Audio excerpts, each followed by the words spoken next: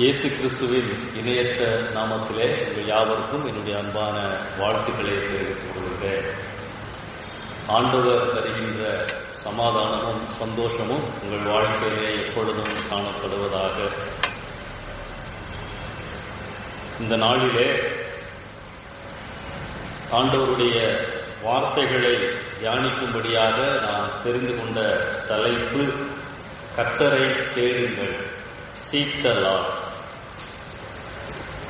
நம்மை தேடி வந்த தெய்வம் நாம் அவரை தேட வேண்டும் என்று சொல்லி எதிர்பார்க்கிறார். நாம் அவரை தேட வேண்டும் என்பதை குறிக்கின்ற நிறைய வசனங்களை நாம் வேதத்திலே பார்க்க முடியும்.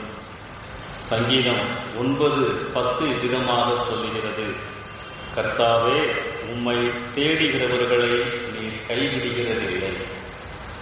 சங்கீதம் 105:3 பின்பகுதி, கர்த்தரை தேடுகிறவர்களின் இருதயம் மகிழ்வதாக. நீதிமொழிகள் 28:5 பின்பகுதியிலே, கர்த்தரை தேடுகிறவர்களோ சகலத்தையும் அறிவார்கள். அன்பானவர்களே, ஆண்டவர் நம்மை தேடி வந்த தெய்வம். நாம் எப்படிப்பட்ட நிலைமையிலே இருந்தாலும் அவரை தேடுகின்ற பொழுது ஆண்டவர் நம்மை ஆசீர்வதிக்கின்ற ஆண்டவர். உலகம் அறிவை, பணத்தை, பதவியை, வசதிகளை, வாய்ப்புகளை, அமைதியை, சமாதானத்தை, வெற்றியை தேடுகிறது. ஆதி நாட்கள் முதல் மனிதனுடைய தேடுதல் தொடர்ந்து கொண்டேதான் இருக்கின்றது. ஆனால் கர்த்தர் இப்பொழுது என்னையும் உங்களையும் பார்த்து என்னை தேடுங்கள் என்று சொல்லுகின்றார். தேடுதல் என்பது ஆர்வம், விடா முயற்சி சம்பந்தப்பட்டது என்று சொல்லலாம். தேடுதல் என்று சொன்னால் ஏதோ கண்டுபிடித்தல் என்று பொருள் கொள்ள முடியாது. ஆழமாக அறிந்து கொள்ளுதல் அல்லது புரிந்து கொள்ள முயற்சி செய்தல். Not invention but searching the Lord. ஆண்டவரை தேடிக்கொண்டே இருத்தல். ஆண்டவர் எப்படிப்பட்டவர், என்னவெல்லாம் நம்முடைய வாழ்க்கையிலே அவர் செய்ய முடியும், இவைகளை நாம் ஆண்டவரிடத்திலே தேட வேண்டும். ஆண்டவரை தேடுவதற்கு நாம் வேறு எங்கும் செல்ல வேண்டிய அவசியம் இல்லை. எனக்குள் இருந்து ஒவ்வொரு நாளும் நாம் ஆண்டவரை கண்டுபிடிக்க முடியும். இந்த நேரத்திலே 4 கேள்விகளை உங்கள் மத்தியிலே வைத்து பதில் சொல்ல விரும்புகிறேன். ஏன் கடவுளை தேட வேண்டும்? கடவுளை தேடும் பொழுது என்ன என்ன ஆசீர்வாதங்கள்? கடவுளை எப்படி தேட வேண்டும்? கடவுளை தேடாவிட்டால் என்னவாகும்? இந்த 4 கேள்விகளுக்கு வேதத்தின் அடிப்படையிலே வசன ஆதாரங்களோடு நான் பதில் சொல்ல விரும்புகிறேன். முதலாவது காரியம், ஏன் கடவுளை தேட வேண்டும்? கடவுளை தேட வேண்டும் என்பது ஆண்டவருடைய கட்டளை, விருப்பம், அவருடைய திட்டம். நாம் வாசிக்க கேட்ட மத்தேயு 6:33 முதலாவது தேவனுடைய ராஜ்யத்தையும் அவருடைய நீதியையும் தேடுங்கள், அப்பொழுது இவைகளெல்லாம். அந்த பகுதியிலே எதை ஆண்டவர் போக்கஸ் பண்ணுகிறார்? நம்மளுடைய அடிப்படை தேவைகள். எதை உண்போம், எங்கே தங்குவோம், எதை உடுத்துவோம், இப்படிப்பட்ட அடிப்படை தேவைகள் வருகின்ற பொழுது அதை குறித்து கவலைப்பட வேண்டாம் என்பதற்காக ஆண்டவர் இங்கே சொல்லுகின்ற வார்த்தை என்ன? முதலாவது தேவனுடைய ராஜ்யத்தை, அவருடைய நீதியை, என் சம்பந்தப்பட்ட காரியங்களை நீங்கள் தேட வேண்டும். இது ஆண்டவருடைய திட்டம், கட்டளை. நம்முடைய வாழ்க்கையிலே தேவைகளின் மத்தியிலே, நெருக்கடிகளின் மத்தியிலே ஆண்டவரை நாம் தேட வேண்டும் என்று சொல்லி இங்கே ஆண்டவர் கூறுகிறார். 105ஆம் சங்கீதம் 4ஆம் வசனத்திலே கர்த்தரையும் அவர் வல்லமையையும் நாடுங்கள், நித்தமும் அவர் சமூகத்தை தேடுங்கள். நித்தமும் என்று சொன்னால் ஆல்வேஸ், எப்பொழுதும். ஞாயிற்றுக்கிழமை மாத்திரமல்ல, காலையிலே என்னுடைய தனி ஜெப நேரத்தில் மாத்திரமல்ல, அவர் என்னோடு வாசம் செய்கின்ற தேவன். எப்பொழுதும் நான் அவரை தேடிக்கொண்டே அவர் நினைவாக இருக்க வேண்டும் என்று சொல்லி இங்கே ஆண்டவர் சொல்லுகிறார். சங்கீதம் 53:2ஆம் வசனத்திலே தேவனை தேடுகிற உணர்வுள்ளவன் உண்டோ என்று பார்க்க தேவன் பரலோகத்திலிருந்து மனுபுத்திரரை, என்னையும் உங்களையும் கண்ணோக்கினார். ஆண்டவர் பார்க்கிறார். என்னை தேட வேண்டும் என்ற உணர்வோடு இங்கே எத்தனை பேர் இருக்கிறார்கள்? ஏன் கடவுளை தேட வேண்டும்? இது ஆண்டவருடைய கட்டளை, ஆண்டவர் எதிர்பார்க்கின்ற ஒரு காரியம். இரண்டாவது காரியம், கடவுளை தேடும் பொழுது என்ன ஆசீர்வாதங்கள். வேதத்திலே யாரெல்லாம் ஆண்டவரை தேடும் பொழுது எப்படி ஆண்டவருடைய ஆசீர்வாதங்களை பெற்றுக் கொண்டார்கள் என்று சொல்லி நாம் பார்க்க முடியும். 5 காரியங்களை நான் காண்பிக்கிறேன். அடிமைத்தனத்திலிருந்து விடுதலை. யாத்ராகமம் 2ஆம் அதிகாரம் 23 முதல் 25 வசனங்களிலே எகிப்து தேசத்திலே இஸ்ரவேலர் ஒடுக்கப்பட்ட பொழுது ஆண்டவரை நோக்கி பார்த்தார்கள். 2 நாளாகமம் 15:4. யாராவது வாசிங்க. 2 நாளாகமம் 15:4.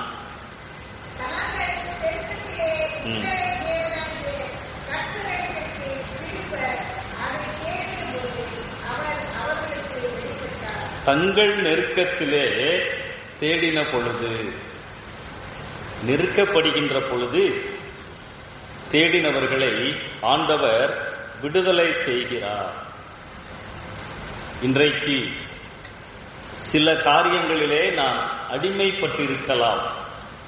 பாவத்திலிருந்து, கட்டுகளிலிருந்து, விட முடியாத சில பாவ பழக்க வழக்கங்களில் இருந்து, என் பலவீனங்களில் இருந்து நான் அடிமைப்பட்டிருக்கலாம்.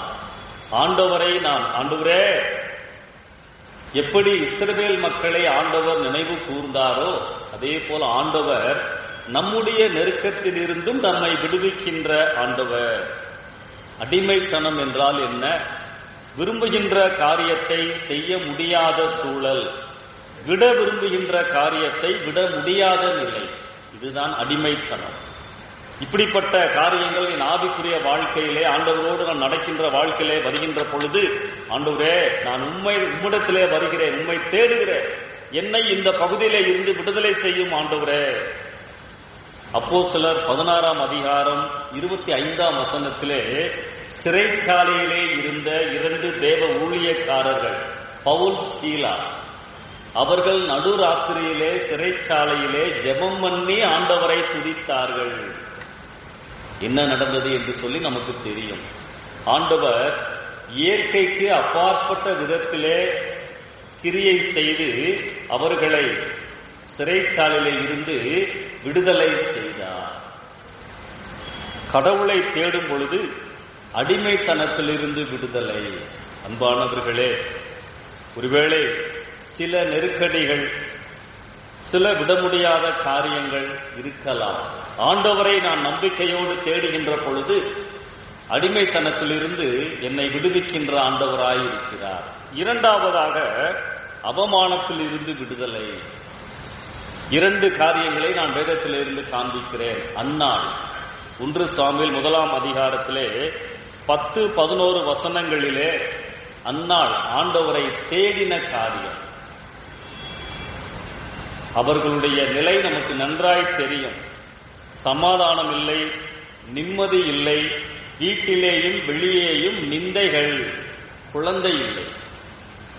தன்னுடைய இதயத்தை ஆண்டவரிடத்திலே ஊற்றுகிறார்கள். எல்லோரும் அமர்ந்திருக்கிறார்கள், ஆலயத்துக்கு வந்திருக்கிறார்கள், பலி செலுத்தி விட்டார்கள், சந்தோஷமாக அமர்ந்து பேசுகின்ற நேரம். இங்கே மனம் விரும்பி ஆண்டவரை தேடி ஓடுகிற அந்நாள். ஆண்டவர் விடுதலை கொடுத்தான். ஆண்டவரே, ஒரே ஒரு ஆண் குழந்தையை தாரும், அது உம்முடையே கொடுத்துடுறேன். ஆண்டவர் நம் கண்ணீரை காண்கிறவர். அந்நாளுக்கு ஆண்டவர் மொத்தம் 6 குழந்தைகளை கொடுத்தார். அல்லேலூயா. கர்த்தரை தேடுங்கள், அவமானத்தில் இருந்து விடுதலை. கானாவூர் கல்யாணம் யோவான் 2ஆம் அதிகாரத்தில் பார்க்கிறோம் இல்லையா? தண்ணீரை ஆண்டவர் திராட்சரசமாய் மாற்றின அற்புத நிகழ்வு. திராட்சரசம் இல்லை என்று சொன்னால் கல்யாண வீட்டாருக்கு அவமானம். அது ஒரு முக்கியமான ஒரு காரியம். தீர்ந்து விட்டது. மரியாள் இயேசுவை நோக்கி ஆண்டவரை தேடினார்கள். ஆண்டவர் அவர்களுக்கு வர இருந்த அவமானத்தை நீக்கினார். அன்பானவர்களே, ஒருவேளை இப்படி ஆகிவிடுமோ என்று பயத்திலே நாம் அமர்ந்திருக்கலாம். ஆண்டவரை கருத்தால் தேடுகின்ற பொழுது எனக்கு வர இருக்கின்ற அவமானத்தில் இருந்தும் ஆண்டவர் விடுதலை செய்கிறவர். 3ஆவதாக ஆபத்தில் இருந்து விடுதலை. வேதத்திலே நிறைய சம்பவங்கள் உண்டு. ஒரு சம்பவத்தை காண்பிக்கிறேன். எஸ்தர் புஸ்தகத்திலே நாம் பார்க்கின்றோம். யூத ஜனங்களுக்கு ஆமான் என்ற தீய சக்தியின் மூலமாக ஆபத்து வந்த பொழுது எஸ்தர் 4ஆம் அதிகாரம் 16ஆம் வசனத்திலே எஸ்தர் கர்த்தரை தேடினார்கள். நாம் உபவாசம் இருந்து ஜெபிப்போம் வாருங்கள்.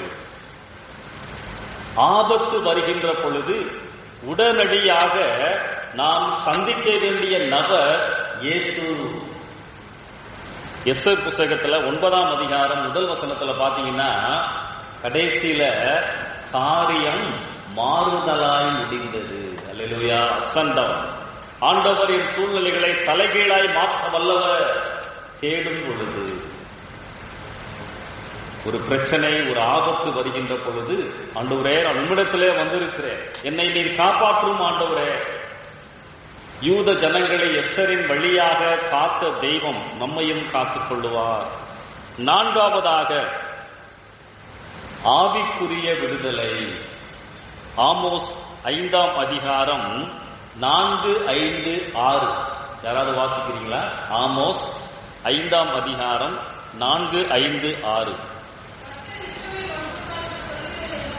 ம் ம் ம் ம்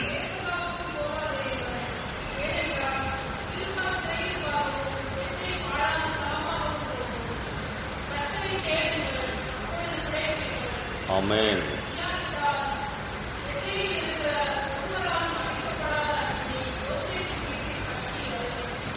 இங்கே ஆண்டவர் ஒரு எச்சரிப்போடு கூடிய காரியத்தை சொல்லுகிறார். தொழுது கொள்ள முடியாத நிலை, பலி செலுத்த முடியாத ஒரு சூழல். என்ன செய்வோம், எங்கே போவோம், சரியாக வழிநடத்தப்பட முடியாத ஒரு சூழ்நிலையிலே மக்கள் இருக்கின்ற பொழுது ஆண்டவர் சொல்லுகின்றார், என்னை தேடுங்கள், அப்பொழுது பிழைப்பீர்கள், உங்கள் ஆத்துமா பிழைக்கும், என்னை கண்டுகொள்ளுவீர்கள், என்னுடைய பிரசன்னத்தை, என்னுடைய ஆசீர்வாதத்தை உணர்ந்து கொள்ளுவீர்கள். அதுல பெத்தேலுக்கு போகாதீங்க, கில்காலுக்கு போகாதீங்க, அவைகளெல்லாம் சிறைபிடிக்கப்படும் பாழான ஸ்தலமாகும். தவறான இடங்களுக்கு செல்ல வேண்டாம், என்னை தேடுங்கள். வேதத்திலே காண்பிக்கப்படுகின்ற முக்கிய சத்தியம் என்ன தெரியுமா?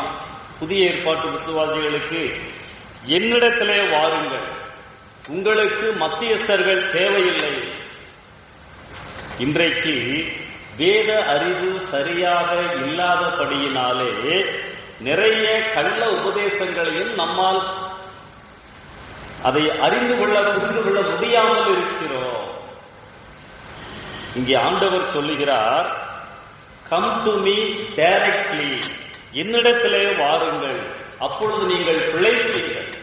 உங்களுக்கு வழி நடத்துவதற்கு, ஆலோசனை கொடுப்பதற்கு என்னுடைய வார்த்தைகள் உண்டு. எல்லா நிலைகளிலும் நாம் ஆண்டவரை தேட வேண்டும். ஆலோசனை பெற்றுக்கொள்ளலாம் மற்ற ஊழியக்காரர்களிடத்திலே. ஆனால் நான் தேட வேண்டிய இடம், தேட வேண்டிய நபர் இயேசு. ஆன்மீக விடுதலையை, ஆவிக்குரிய விடுதலையை ஆண்டவர் எனக்கு கொடுக்கிறார். ஐந்தாவதாக தெரிந்த வசனம் சங்கீதம் 34:10. சிங்கக்குட்டிகள். ஆமென். இந்த வசனம் மத்தேயு 6ஆம் அதிகாரத்திலே சொல்லப்பட்டதை போல நம்மளுடைய பொருளாதார தேவைகளோடு சம்பந்தப்பட்ட ஒரு வசனம். சிங்கக்குட்டி கூட பட்டினியா இருக்கும்பா. சயின்டிஸ்ட் என்ன சொல்றாங்க, சிங்கக்குட்டிகள் ஒரு நாளும் பசியா இருக்காங்க.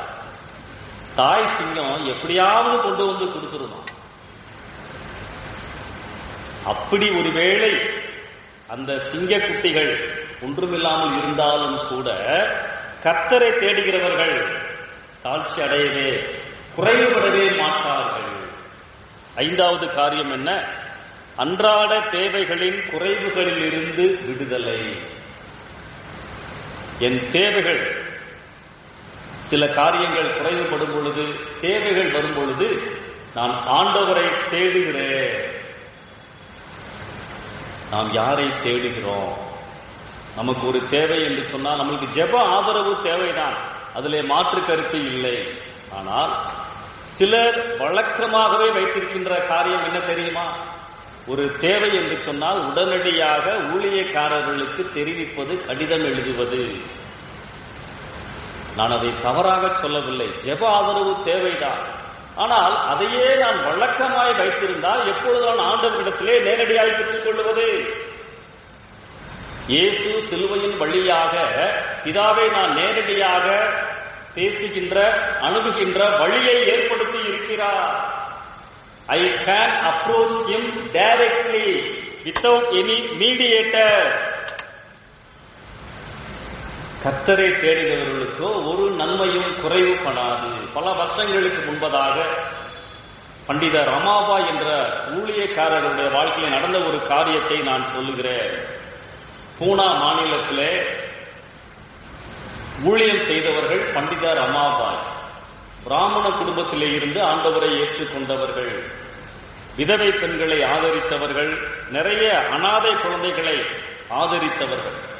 ஒரு நாள் அவர்களுடைய விடுதியிலே அவர்களுடைய காரியதரிசி ஒரு மாலையிலே வந்து சொன்னார்களாம், அம்மா, நாளை காலையிலே நம்மளுடைய பிள்ளைகளுக்கு காலை உணவு கொடுப்பதற்கு ஒன்றுமே இல்லை, எல்லாம் தீர்ந்து விட்டது, பணமும் இல்லை. உடனே அம்மா சொன்னாங்க, இந்த வசனத்தை சொன்னாங்க, சிங்கக்குட்டிகள் தாழ்ச்சி அடைந்து பட்டினியாயிருக்கும், கர்த்தரை தேடுகிறவர்களுக்கோ ஒரு நன்மையும் குறைவுபடாது. 2 பேரும் ஜெபம் பண்ணாங்க. தன்னுடைய அறைக்கு அவர்கள் சென்று விட்டார்கள். கர்த்தரை தேடினார்கள். கொஞ்ச நேரம் கழித்து யாரோ கதவை தட்டினார்கள். திறந்து பார்த்தால் 3 பேர் நின்று கொண்டிருந்தார்கள். அவங்க சொன்னாங்க, அம்மா, நாங்க இந்த வழியாக பக்கத்து ஊருக்கு போயிட்டு இருக்கோம், மாட்டு வண்டியில நாங்கள் போய் கொண்டிருக்கிறோம். உங்கள் விடுதி அருகே வந்த பொழுது எங்களுடைய மாட்டு வண்டியினுடைய சக்கரம், அந்த அச்சு முறிந்து போய்விட்டது, நடுவில் இருக்கு இல்லையா, இரவு நேரத்திலே அதை எங்களால் பழுது பார்க்க முடியாது, இரவு தங்குவதற்கு இடம் கொடுங்கள், காலையிலே நாங்கள் சரி செய்துவிட்டு கிளம்பி விடுகிறோம், தாராளமாய் தங்குங்கள் என்று சொல்லி தங்குவதற்கு இடம் கொடுத்தார்கள். தோட்டத்திலே இருந்து கொய்யாப்பழங்களை பறித்து கொடுத்தார்கள், தண்ணீர் கொடுத்தார்கள். அவர்கள் அங்கே தங்கினார்கள். காலையிலே அவர்கள் தங்கள் வேலைகளை முடித்துவிட்டு வந்தார்கள். அம்மா, நீங்கள் செய்த உதவிக்கு மிகவும் நன்றி, நாங்கள் கிளம்புகிறோம் என்று சொல்லி அதிலே ஒருவன் தன்னுடைய மாட்டு வண்டியிலே இருந்து 1 மூட்டை அரிசியை காணிக்கையாய் கொடுத்தான். இதை பார்த்த இன்னொருவனும் 1 மூட்டை அரிசியை கொடுத்தான். 3வது மனிதனும் தன் வண்டியிலே இருந்து அரிசி மூட்டையை கொடுத்தார். ஒரே இரவிலே 3 மூடை அரிசிகளை ஆண்டவர் கொண்டு வந்தார். அல்லேலூயா. சிங்கக்குட்டிகள் தாழ்ச்சி அடைந்து பட்டினியாயிருக்கும், கர்த்தரை தேடுகிறவர்களுக்கோ ஒரு நன்மையும் குறைவுபடாது. அன்பானவர்களே, கடவுளை தேடும் பொழுது என்ன ஆசீர்வாதங்கள்! அடிமைத்தனத்திலிருந்து விடுதலை, அவமானத்திலிருந்து விடுதலை, ஆபத்திலிருந்து விடுதலை, ஆவிக்குரிய விடுதலை, அன்றாட தேவைகளின் குறைவுகளில் இருந்து விடுதலை. வேதத்திலே ஆண்டவரை தேடின மனிதர்களை நாம் நிறைய இடங்களிலே பார்க்கலாம். யோசேப்பு குழியிலே, சிறையிலே தேடினார். தானியேல் சிங்கக்கபியிலே தேடினார். சாத்ராக், மேஷாக், ஆபேத்நேகோ அக்கினியிலே தேடினார்கள். மோசே செங்கடலின் அருகிலே தேடினார். பர்த்திமேயு வாய்ப்பு கிடைத்த பொழுது கண் திறக்கப்படுவதற்காக எதிர்ப்புகளின் மத்தியில் இயேசுவே எனக்கு இறங்கும் தேடினார். அனைவருமே ஆசீர்வாதங்களை, கடவுளின் தொடுதலை பெற்றுக் கொண்டார்கள். நம்முடைய வாழ்க்கையிலும் ஆண்டவர் செயல்படுகின்ற ஆண்டவர். எப்படிப்பட்ட குறைவுகள் இருந்தாலும், எப்படிப்பட்ட தேவைகள் இருந்தாலும் ஆண்டவரை தேடும் பொழுது அவர் என்னை விடுதலை செய்கின்ற ஆண்டவர். மூன்றாவது காரியம், கடவுளை எப்படி தேட வேண்டும்? அதான் முக்கியம் இல்லையா? வேதம் என்ன சொல்லுகிறது? அதுதான் முக்கியம். வேதம் தான் நம்முடைய வாழ்க்கையின் அளவுகோல். எப்படி தேட வேண்டும்? வாசிங்க. உபாகமம் 4ஆம் அதிகாரம் 29வது வசனம். உபாகமம் 4ஆம் அதிகாரம் 29வது வசனம்.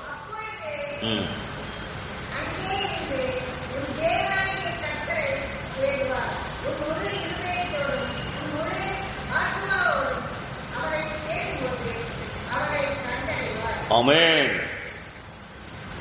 வேதம் எவ்வளவு தெளிவாய் பதில் சொல்லுகிறது! முழு இருதயத்தோடும் முழு ஆத்துமாவோடும் தேடும் பொழுது அவரை கண்டடைவார்.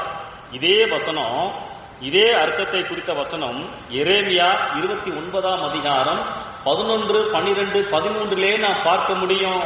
வாசிக்க வேண்டாம். எரேமியா 29, 11, 12, 13 இதே காரியத்தை பார்க்கிறோம். முழு இருதயத்தோடு. இன்னொரு வசனமும் இருக்கு. ஏசாயா 45:19, ஏசாயா 45:19 விருதாவாக, வீணாக என்னை தேட வேண்டாம். ஏதோ பெயரளவிற்கு, ஒரு விசுவாசம் இல்லாமல், நம்பிக்கை இல்லாமல், அரைகுறை மனதோடு என்னை தேடாதீங்க. முழு இருதயத்தோடு நாம் அவரை தேட வேண்டும் என்று சொல்லி வேதம் சொல்லுகின்றது. பழைய ஏற்பாட்டில் ஒரு ராஜா ஆண்டவரை முழு இருதயத்தோடு தேடினவர். வாலிப வயதிலே 2 நாளாகமம் 34ஆம் அதிகாரம் 3ஆம் வசனம் வாசிங்க.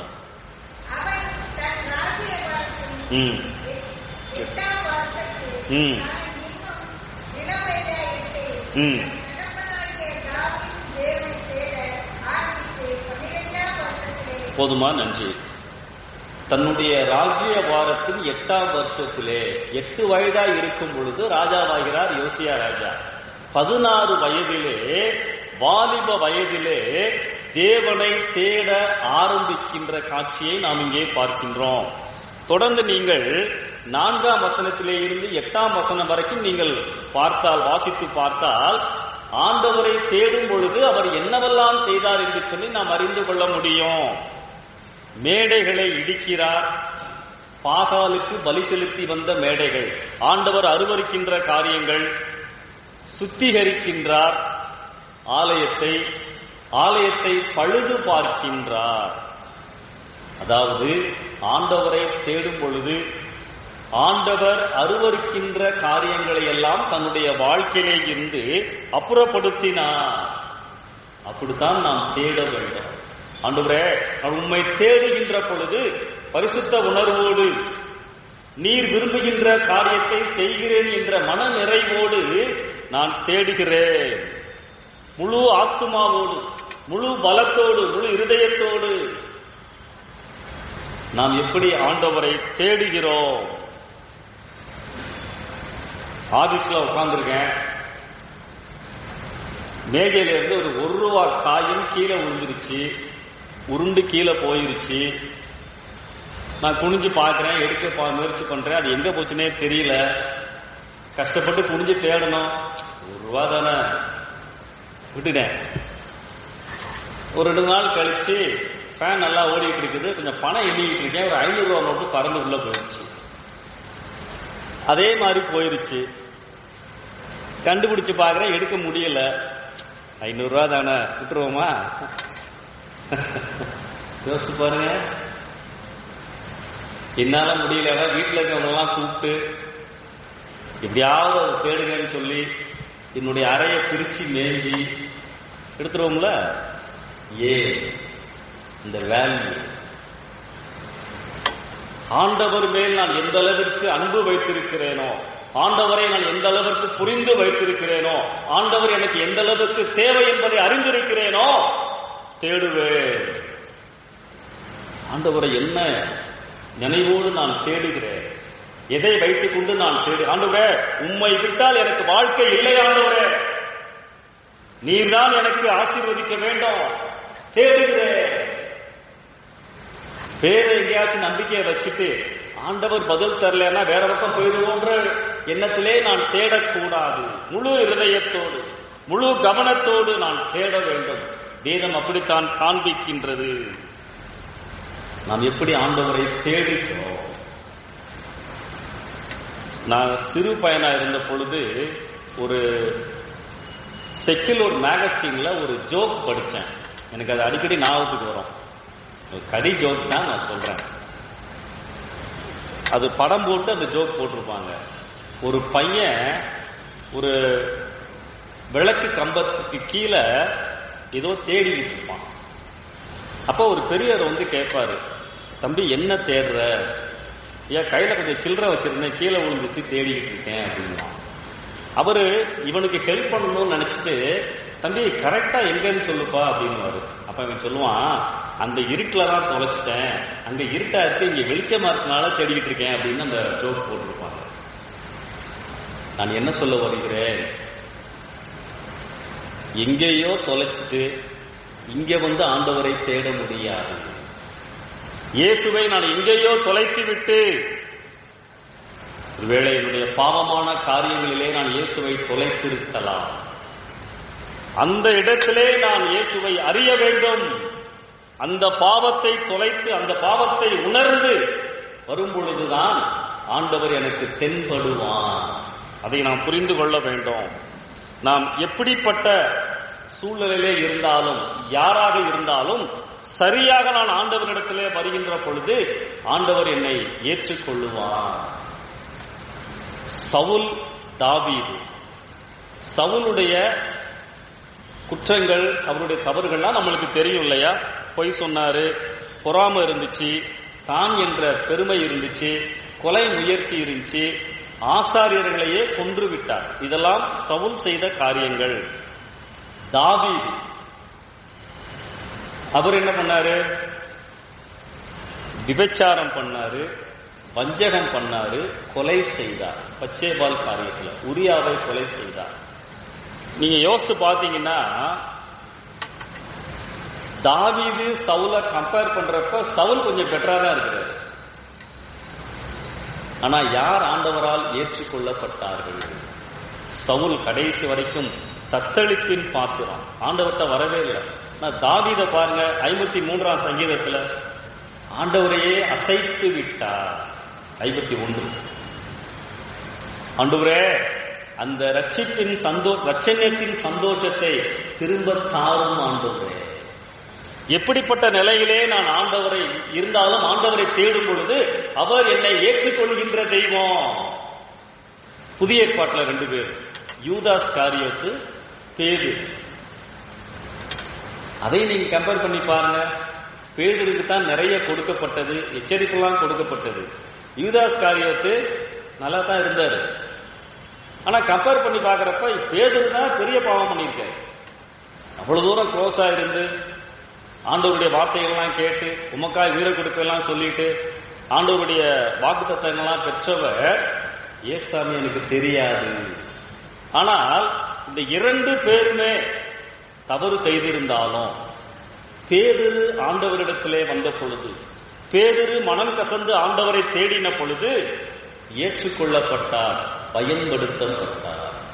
அன்பானவர்களே, கடவுளை நாம் தேடும் பொழுது நம்முடைய மீறுதல்களை, பாவங்களை ஆண்டவர் பார்ப்பதில்லை, ஏற்றுக்கொள்கிறார். மனம் வருந்தி உணர்ந்து வருகின்ற பொழுது, நான் எப்படிப்பட்ட நிலைமையிலே இருந்தாலும், என்ன காரியங்களை செய்திருந்தாலும், துரோகம் செய்திருந்தாலும் ஆண்டவர் என்னை ஏற்றுக்கொள்கின்றார் முழு இருதயத்தோடு நம்பி வருகின்ற பொழுது. நான்காவது கேள்வி, நான் 3 கேள்வி சொன்னேன் இல்லையா? ஏன் கடவுளை தேட வேண்டும்? தேடினால் என்ன ஆசீர்வாதங்கள்? கடவுளை எப்படி தேட வேண்டும்? நான்காவது கேள்வி என்ன? கடவுளை தேடாவிட்டால் என்னவாகும்? அதையும் பார்க்கணும் இல்லையா? வாசிங்க. 1 நாளாகமம் 28ஆம் அதிகாரம் 9வது வசனம். 1 நாளாகமம் 28ஆம் அதிகாரம் 9வது வசனம்.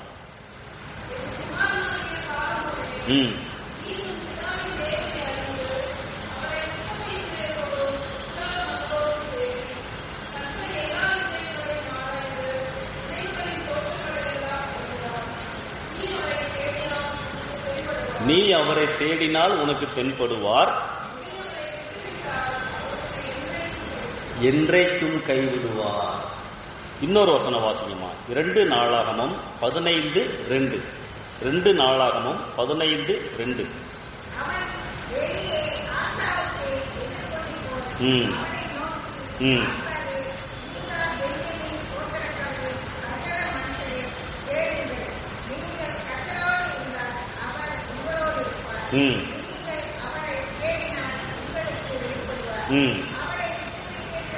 அவரை விட்டு விட்டீர்களானால்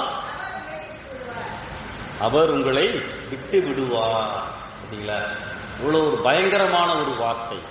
என்றைக்கும் கைவிடுவார், அவர் உங்களை விட்டு விடுவார். ஆண்டவர் என்னோடு இல்லாத வாழ்க்கை ஒன்றுமில்லாத வாழ்க்கை. உலகம் என்னை ஒரு நாள் கைவிடும், இயேசு ஒருவரே என்னை கைவிடாமல் என்னோடு வசிக்கின்ற தெய்வம். அவரை நான் தேடாவிட்டால், அவரை நான் நினைக்காவிட்டால், அவரை நான் அங்கீகரிக்காவிட்டால், அவரிடத்திலே நான் வராவிட்டால் ஆண்டவர் என்னை கைவிட்டு விடுவார் என்று சொல்லி வேதம் சொல்லுகிறது. காத்திருப்பார், உண்மைதான். ஏற்றுக்கொள்வதற்கு ஆயத்தமாயிருப்பார், உண்மைதான். வர வேண்டும். ஆண்டவரே, நான் உண்மை தேடுவதை நிறுத்த மாட்டேன். எந்த நிலை வந்தாலும் ஆண்டவரே, நான் உண்மை தேடிக்கொண்டே இருப்பேன். அன்பானவர்களே, 4 கேள்விகள், 4 பதில்களை நாம் பெற்றுக்கொண்டோம். யோவான் 6:37 விதமாய் சொல்லுகிறது, என்னிடத்திலே வருகிறவனை நான் புறம்பே தள்ளுவதில்லை. ஆண்டவர்களுக்கு நம்ம சொல்லுகின்ற வார்த்தை. நீங்கள் எந்த சூழ்நிலையில இருந்து என்னிடத்திலே வந்தாலும் நான் உங்களை தள்ள மாட்டேன், ஏற்றுக்கொள்ளுவேன். இந்த மாலை வேளையில நல்ல ஒரு தீர்மானம் செய்வோம். ஆண்டவரே, உம்மை தேடுகிற உம்முடைய வார்த்தைகளுக்கு முதலிடம் கொடுப்பேன். மத்தேயு 7:7 அதுல ஒரு வார்த்தை எப்படி வருது பாத்தீங்களா? தேடுங்கள் கண்டடைவீர்கள். அப்ப தேடுதல் என்பது ஆவிக்குரிய கட்டளை. ஆண்டவரை தேட வேண்டும், ஆண்டவருடைய வார்த்தைகளை தேட வேண்டும், ஆண்டவருடைய பிரசன்னத்தை நான் தேட வேண்டும். நடந்த ஒரு சம்பவத்தை சொல்லி நான் முடிக்கிறேன். ஒரு கல்லூரியிலே படிக்கின்ற மாணவன் காலையிலே கல்லூரிக்கு கிளம்பி கொண்டிருந்தான். அம்மா, இன்றைக்கு கல்லூரியிலே பணம் கட்டுவதற்கு கடைசி நாள். இன்றைக்கு நான் பணம் கட்டாவிட்டால் நாளையிலிருந்து நான் கல்லூரிக்கு போக முடியாது. அவனுடைய அம்மா ஆண்டவரை நம்புகிறவர்கள்.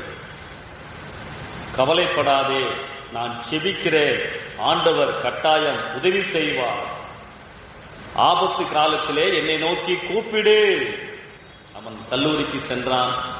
அன்றைக்கு அந்த கல்லூரியினுடைய தாளாளரை பார்ப்பதற்கு அவருடைய நண்பர்கள் வந்திருந்தார்கள். அதிலே ஒருவர் வெளிநாட்டுக்காரர். அவர்கள் எல்லோரும் கல்லூரியை சுற்றி பார்த்துவிட்டு ஒவ்வொரு வகுப்பறையாக வந்து மாணவர்களையும் பார்த்து பேசிக் கொண்டிருந்தார்கள். இந்த மாணவனுடைய வகுப்புக்கு அவர்கள் எல்லாம் வந்தார்கள். அப்பொழுது அந்த வெளிநாட்டு நண்பர் ஒரு கிறிஸ்தவர். அவர் மாணவர்களிடத்திலே கேட்டார், யாராவது ஒரு பைபிள் வசனம் சொல்ல முடியுமா? யாருமே சொல்லல. இந்த மாணவன் எழுந்தான், ஒரு வசனம் சொல்லல. 119ஆம் சங்கீதத்தை மனப்பாடமாய் சொன்னான். எத்தனை வசனம் அதுல? 176 வசனங்கள். அந்த வெளிநாட்டுக்காரருக்கு ஆச்சரியம். தம்பி இவ்வளவு நல்லா சொல்றீங்களே. அந்த தாளாளர்கிட்ட கேட்கிறாரு, தம்பி யாருன்னு கேட்கிறாரு. அப்ப சொல்றாரு, இந்த தம்பி கல்லூரியிலே நன்றாய் படிக்கின்ற மாணவன், ஆனா பணம் கட்ட முடியாம கஷ்டப்படுறான். இன்னைக்கு கட்டலைன்னா நாளையிலிருந்து கல்லூரிக்கு வர முடியாத நிலை. அப்ப அந்த நண்பர் சொன்னார், கவலைப்படாதே, நீ கல்லூரியிலே முடிக்கின்ற வரைக்கும் அல்ல, உனக்கு நல்ல வேலை கிடைக்கிற வரைக்கும் நான் உனக்கு உதவி செய்கிறேன். அல்லேலூயா. கல்லூரி படிச்சான், மேற்படிப்பு படித்தான், வேலை கிடைக்கின்ற வரைக்கும் ஒத்தாசைகள் வந்து கொண்டிருந்தது. கர்த்தாவே, உம்மை தேடுகிறவர்களை நீ கைவிடுகிறவர் அல்ல. வார்த்தைகளை தேட வேண்டும், அவருடைய பிரசன்னத்தை நான் தேட வேண்டும். காலைதோறும் தேடுவோம், கருத்தாய் தேடுவோம். கவலைகளை மாற்றுவார், கண்மலையின் மேல் உயர்த்துவார். ஏனென்றால் அவர் நம்மை தேடி வந்த தெய்வம். கண்களை மூடி ஜெபிக்கலாம்.